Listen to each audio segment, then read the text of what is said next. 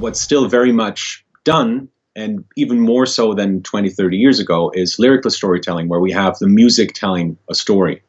Kind of like it's following kind of the same plot as a 3-act movie, for example, or a play, or a book, any book that follows that 3-act structure. We have the same kind of structure in music, where we have verse, chorus, bridge, chorus is also a 3-act structure. And what makes this a working structure is the energy curve that it follows. So sounds really, really weird when you talk about distribution of energy. It sounds really kind of spacey, but what I mean by that is just, in really simple terms, what every songwriter is taught very early on: choruses should have a lot of energy, verses should have very little energy, right? So you have that contrast. When you get to the chorus, it really pops. That's the general idea of it. And what I do in the book is I break that down into 3 more subcategories, and that's hype, tension, and implied tension.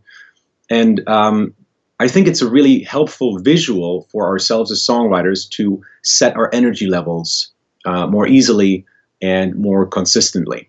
So the most important one of the 3 is hype, and hype is basically that relative energy. So choruses will have high hype, verses will have low hype. And if you envision that graphically, it's basically just a bunch of like straight lines, like vertical lines, horizontal lines, that is. But if you write a song like that, which you hear quite often, it can seem kind of blocky and kind of jumpy. So when you go from one section to the next, it's just like, oh, where did that come from? It's like a big surprise. And that can be used as a style. I mean, System of a Down, for example, is a band that uses that quite effectively to convey a sense of chaos or anarchy. But generally, when we want to write a song that sounds pleasing, we don't want to have those choppy energy jumps. And so the next step would be to add tension.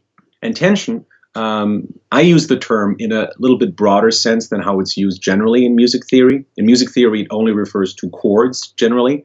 Using a dominant chord, for example, to resolve that back to a tonic, the dominant chord would be considered as tense.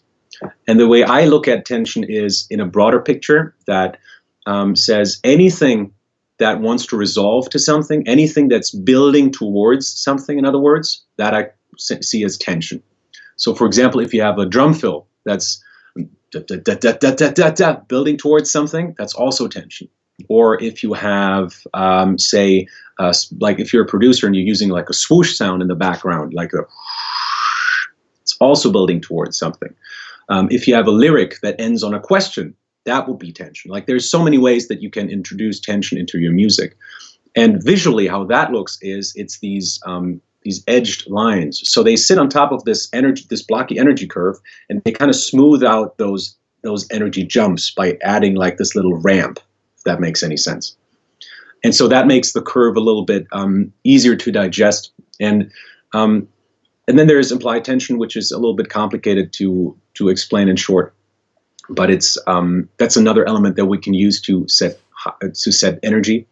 But what it all comes down to really is to create an energy curve that is logical, that doesn't throw us off, that is engaging, and that has a really nice balance between anticipation and gratification. Anticipation in the verses when we have the low energy sections that are basically telling the listener, hey, we know this is low energy, but just you wait for the chorus. The chorus is going to give you everything you're waiting for.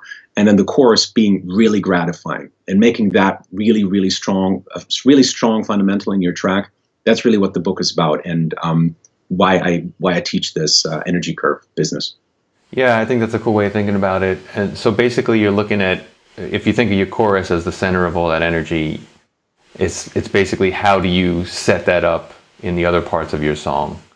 Yeah. How do those parts of your song lead to your chorus in an effective way?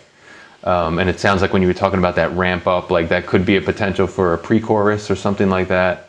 Or maybe some verses just build towards the end, but it sounds like there are a lot of different ways that you can do that, which I think is a cool way of thinking about it. I have the book, The Addiction Formula, which is a place to start because it's very simple. It doesn't require much music theory, and it's a really strong foundation for writing songs. It really helps to finish songs, I think. So that's a really good place to start. And also, what I think is really cool is my Patreon page, patreon.com/holistic songwriting, all one word.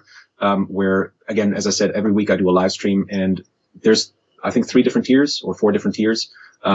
There's one where you can just ask questions and I answer them every single week. There's one where you can submit songs for feedback. And there's also a way to get Skype sessions with me every 3 months, actually.